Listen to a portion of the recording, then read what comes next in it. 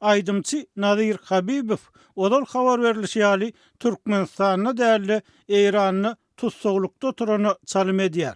Meşhur Türkmen aydımçysynyň neşe maddasyny saklamakda guman edilip Eýran Türkmen serhedini saklanan nuwarada Azatlyk radiosynyň beren habaryndan soň özüni tanıtmak islemedik bir adam redaksiýa bilen habarlaşyp Habibowyň Eýranyny tutsagulykda oturanyny we ol ýerde kaziýet derňegini garaşýanlygyny aýtdy. Bu versiya sosial ulgamlarda hem giňden ara alınıp maslahatlaşylýar. Muny 31 martda aydymçynyň aýaly Margarita Habibowa hem gytaklaýyn tasdik etdi. 35 ýaşly Nadir Habibowyň saklananlygy şu ýylyň 27 martyna ma'lum boldy. İşin barlansyna gatnaşyk bolmadyk. Azatlygyň kanun goraýjy edaralardaky çeşmesi belli aydymçynyň Türkmenistana gaýdyp gelýärkä 23 martda Eýran Türkmen serhedini saklananlygyny tasdik edipdi. Bu maglumat ýaýrandan soň destine 27 martda özüniň kimdigini anyklaşdyrmakdan ýüdegren. Ýöne Habibowyň maşgalasyny tanaýan adam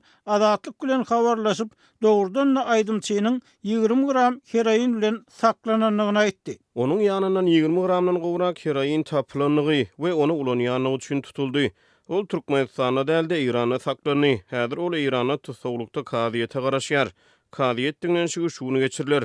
Dip Azatlyk bilen habarlaşan adam 27 martda ýazdy. Eýranyna bolmak çak edilýän Habibowyň kaziýet diňlenşiginiň bolup bolmagyny Azatlyk entek anyklap bilmedi. Ýöne geçen hepdäniň dowamyny sosial ulgamlar Habibowyň hakykatdan Eýranyny saklanan nuwaradaky çaklamalary ara alyp maslahatlaşdylar. 31 martda bu çaklamany aydymçynyň aýaly Margarita Habibowa hem gytaklaýyn tasdiklady hem has gow tanalýan ýan ýollaşynyň Instagram sahypasyna video ýüzlenme ýerleşdirdi. 7 minut töweregi dowam edýän video Eýranyň bir ýerine belent jaýyň eýwanyna ýazgy edilen ýaly görünýär we ol esasan prezident Serdar Berdimuhammedow we onuň kakasy Gurbanguly Berdimuhammedowy wasp etmäge bagşlanýar. Onu Nazirita ýan ýollaşy bilen bagly ýagdaýy maşgala alada sip atlandyrýar hemde onu bulaşyklyk diýär. Şeýle hem ol ähli zadyň kadaly boljakdygyny umyd edýänligini beýan edýär. Nazirita sorawlaryň birine jogap berip, "Salam, men ärimiň işi boýunça Eýrana geldim" diýip ýazypdyr. Nazirita Berdimuhammedowlar maşgalasyna köp öwgüden başga da Türkmenistan döwletiniň kanun goraýjy edaralaryna da minnetdarlyk bildirýär. Margarita Habibowa gije ünlü Armaniýa adaman zähmet çekýän, gözüni yummaýan we elini gowşurman, hakykatdan da ýurdumuzy goraýan biziň gulluk edaralarymyza ägir doly sag bolsun aýdýarynýar. Şeýle hem ol biz barada başga ýurtlardan erbet zatlar ýazýanlardan çap etmeli we öz saklamalaryny besetmegini talap edýär. Onuň pikirçe bular Türkmenistanyň içindäki içarlaryň ýalan maglumatlaryna esaslanýar. Habibowyň 1 aprelden Eýranyny tutsagulykda saklanýany barada Türkmen Nokot News neşri habar berdi we Eýranyny neşe höwdasynyň ölüm jazasyny höküm edilip bilinjekdigini ýatlatdy. İranlaryň daşary ýurtda adamy jezalandyrmagy mümkin bolmasa gerek. Her nähilde bolsa Naziriň ýagdaýyny gowluga umyt örän az. Türkmen häkimetleri öz ýurduna soragy çekmek üçin onuň ekstradisiýa edilmegini gazansa gerek.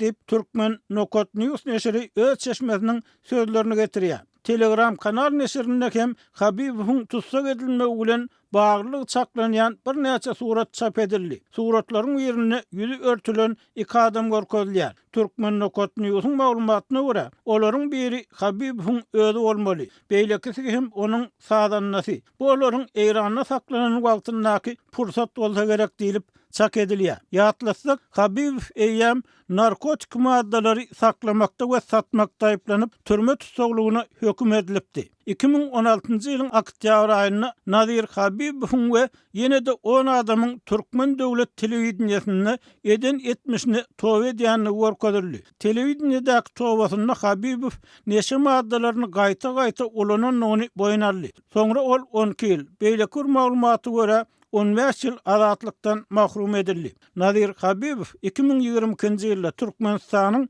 Garaşsyzlyk güni münasibetli elan edilen amnistiýanyň çägini azatlyga çykdy. Ýogsa ondan öň neşe söwdasyny aýplanan adamlaryň amnistiýa düşýäni belli däldi. Mundan öň 2019-njy ýylda Türkmenistan neşe söwdasy bilen bagly jenaýat eden adamlaryň günäsiniň geçilmegine degişli kanuny düzgüçgirip, olaryň amnistiýa düşmegi gadagan edilipdi. Gen tarapy türmeden boşadylandan soň Nadir Habibowyň ýurdun daşyny arkaýyn siýahat edip bilmegidir. Ýogsa Türkmenistany türmeden boşadylanlar köp hukukdan mahrum edilýär. Şol sany olary daşary ýurtlara gitmek gadagan edilýär.